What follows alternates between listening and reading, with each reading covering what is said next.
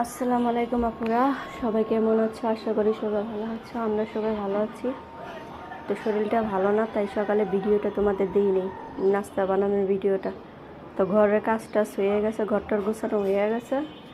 তো এখন গোসল করব, সব কিছু গুছাই নিছি, ঘরটার মুছে নিছি। এখন রান্না চুলার মধ্যে কি আছে সব কিছু মোছা শেষ, সব কাম কমপ্লিট।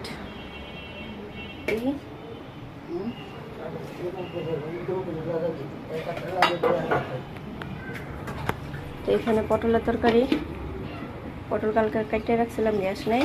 আজকে পটল দিয়ে মাছ, তেলাপিয়া, গ্যাস কম।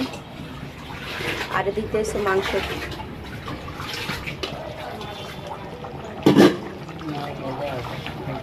গরুর মাংস রান্না হচ্ছে।